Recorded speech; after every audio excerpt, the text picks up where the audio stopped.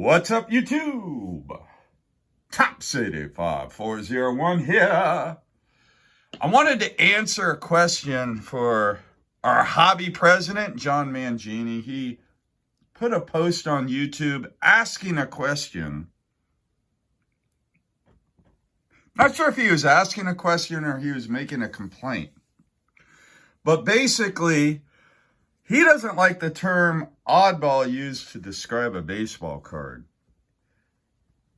I figured I'd show some cards that I would categorize in the oddball category, but to me, I don't describe them as being oddball, if that makes sense.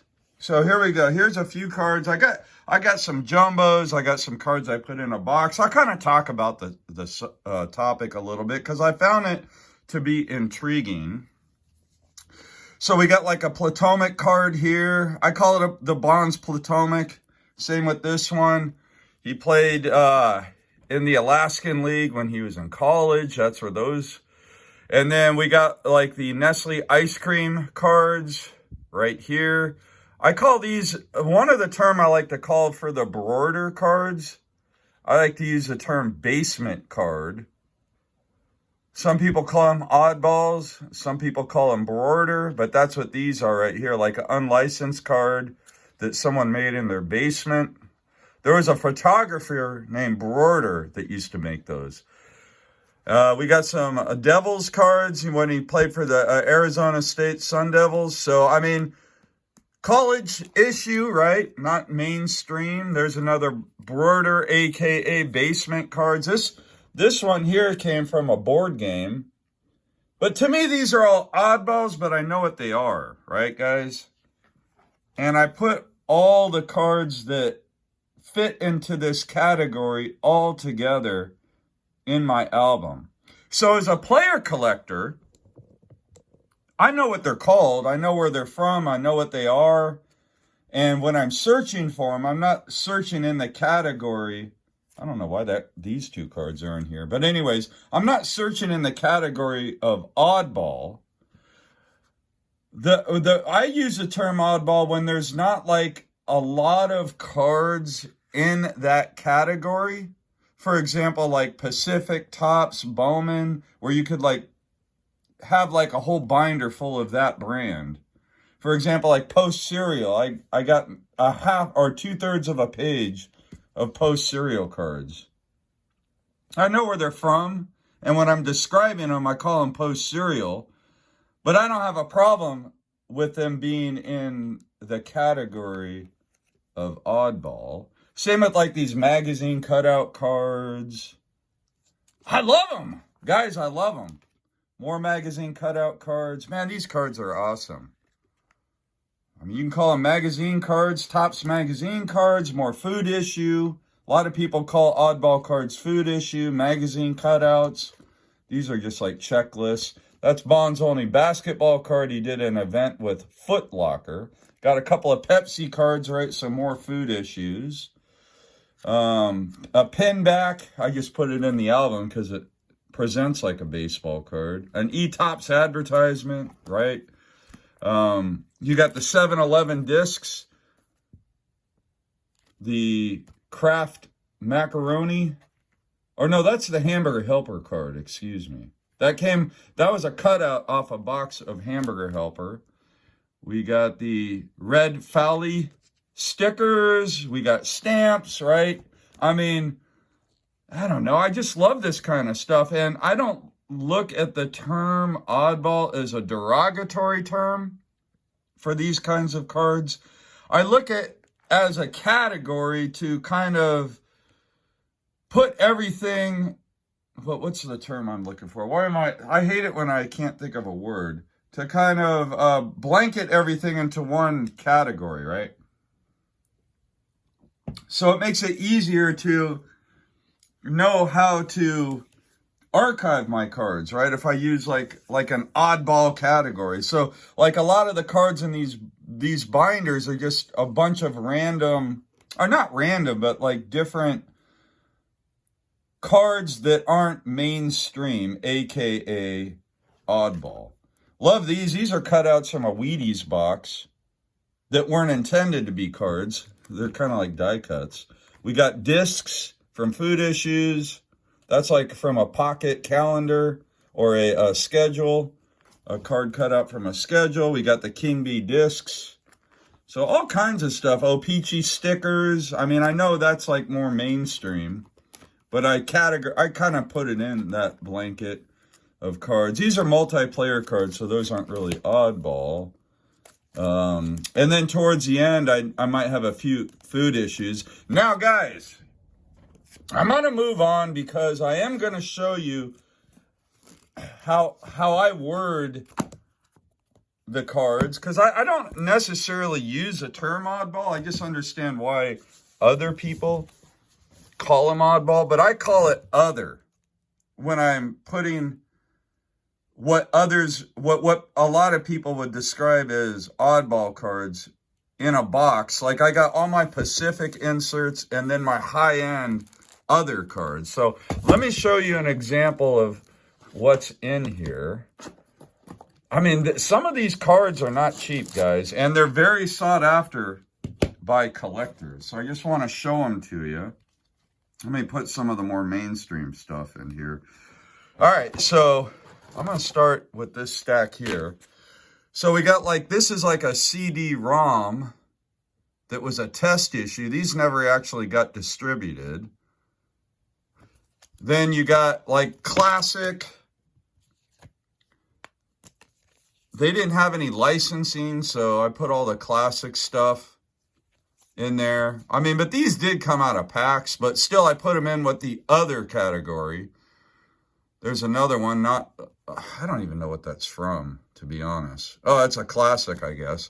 Some starting lineup. This is like a tough starting lineup right here. My other starting lineups are in the binder. So you got some of the Star promo cards. This card is sick. This came off of Wilson Glove. This is a glove tag card. This card is sick. Super tough to find. So I would put it in the oddball category. It was printed by Fleer, but I don't view it as like a cheap, unwanted, kind of a misfit type card, right? The Wilson Glove, this is a Japanese card. Wilson. It's all in Japanese on the back. This one is known as the CHP card. Took me like 10 years to track this down. Not a cheap card. Disabled Veterans of America cards. What is that one? I can't remember. That must be a stadium giveaway. This is a stadium giveaway. This one here is a tag off BLB gear, which is Barry Lamar Bonds. He had a clothing line for a brief minute. So that is a tag off of his clothing line. Very tough to find these right here. Love this card, a Very Fine Juice card. And then we got some, these are like the cards that were intended to be a collector's series from like Highland Mint. These are cool. These came out of a plane deck. United Airlines. Really sick. Love these right here. These, I've only seen a couple of examples of these plane deck cards.